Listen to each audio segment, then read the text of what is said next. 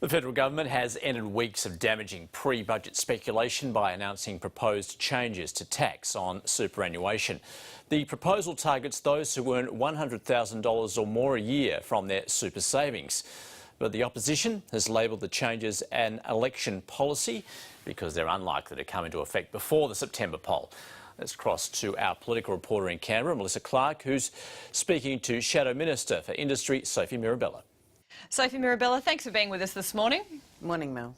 Now, the Coalition has been very critical of the super reforms that the federal government announced, in particular the 15% new tax on earnings over $100,000 for retirees withdrawing from their super. But what about some of the other elements in the package that will help and encourage people to save? Would the Coalition consider supporting the government in those areas? Well, you've got to be very sceptical about a government that has broken its promise to the over 60s about taxing their super.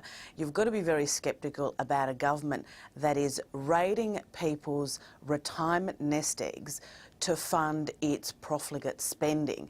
Now, let's have a look at some of the other things in the package. The government has effectively also broken a promise to about 275,000 people over 50 on reasonably low incomes, because it was going to have a cap of $50,000 for contributions to super. It's now reduced that to $35,000, and we don't hear much about the chopping and changing of policy to reduce some of the benefits. But it was going to be. But in that particular one, with the concessional contributions cap, it was going to be $25,000, and it has been reduced down to $25,000. It's then stepping back up to $35,000. Now that's closer to $50,000 and what it used to be under the Howard government. So given it's closer than where we currently stand at $25,000, wouldn't the Coalition support it at least moving in the right direction, even if it's not as far as you would like? Well, surely journalists should be asking the government why it's broken yet another promise on superannuation that will affect 275,000 sure, but people. That doesn't answer the figures. question I'm putting to you, which is, would the Coalition support that moving in the direction that's closer to the Coalition's policy anyway?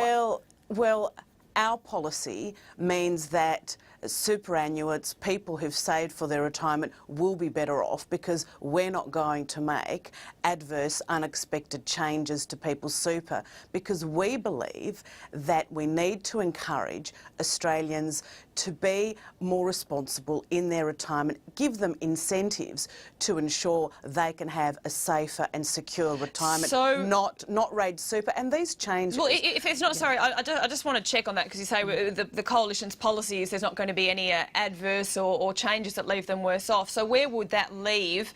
The contribution cap under a Coalition government? Would you return it to a $50,000 level where it used to be, or would you leave it at the $25,000 where it currently is right now? Well, all these announcements the government made, they're not presenting to Parliament, so they're hypotheticals. They're not presenting legislation. They are election promises, apparently, and we're not going to be in a position to comment on reversing their election promises. We will go to the election with our promises and our commitments, and what the Australian people will know is that their retirement savings will be safer under a Coalition government. So what would the concessional cap be under a Coalition government if you win election in September? Would it be 25,000 then if there's nothing to change? Well, our policies will be fully released in good time before the next election. The focus should really be on the government's announced policies and how that will and question and they have released them. So if we're to compare them to where we're going to be at the election, we need the Coalition to state where the Coalition superannuation policy would be. Well, the government has made announcements, but can they really be believed? On Lateline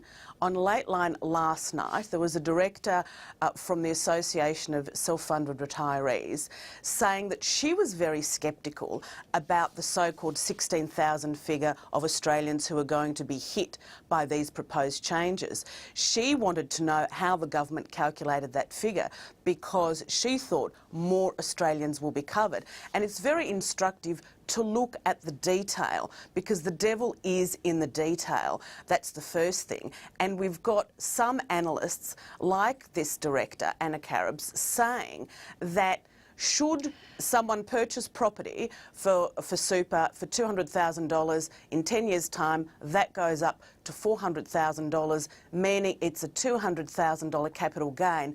They will be taxed at 15% on that $100,000. So let's actually have a look at what the government is claiming to be doing, because what we know is we can't trust any economic forecasts or economic policy from this government, because if they run out of money, they'll continue to make additional raids time and time again. Now, you've described these announcements as raids and talking about taking a big hit, but the peak industry bodies here, the Australian Super Funders Association, the Financial Services Association, they're not worried. They're quite happy with this package. Aren't you exaggerating the threat to super savings when the industry bodies themselves, who were very concerned about what this might mean to the point they were willing to have an advertising campaign against it, they've come away saying, actually, it's not that bad and we're okay with it?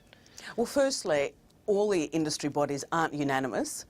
Secondly, the government was forced to back down, and so there is a certain degree of relief that super funds weren't whacked even more.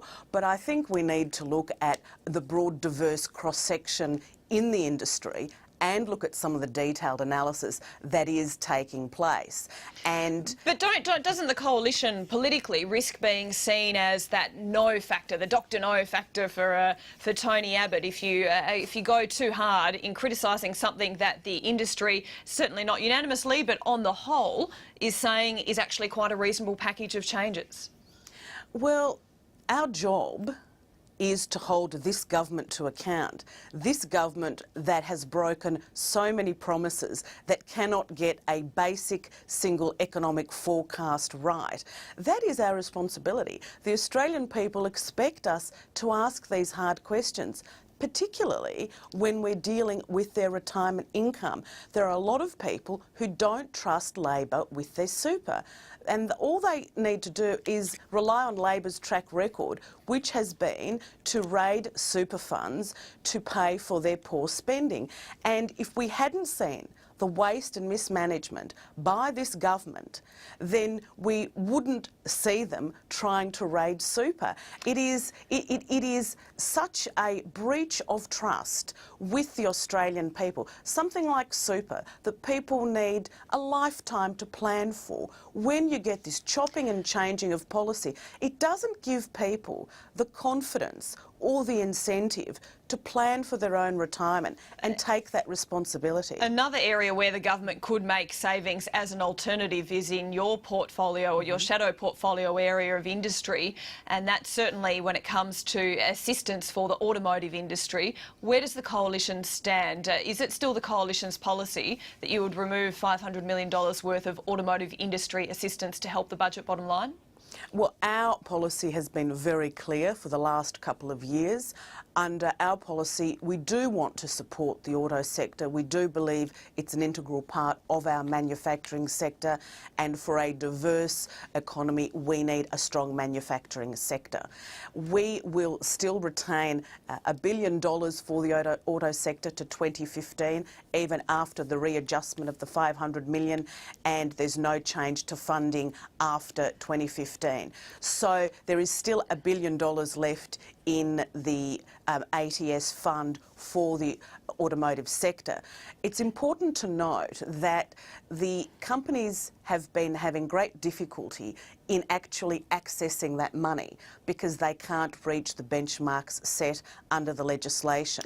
What we have said is there needs to be a better way. If companies can't get assistance under the existing funding and have to go to the government behind closed doors to get special ad hoc handouts, that's not the way to ensure a viable and sustainable industry. And we may well be looking at those precise issues come budget time, but we are out of time now. Sophie Mirabella, thanks very much for talking to us. Pleasure.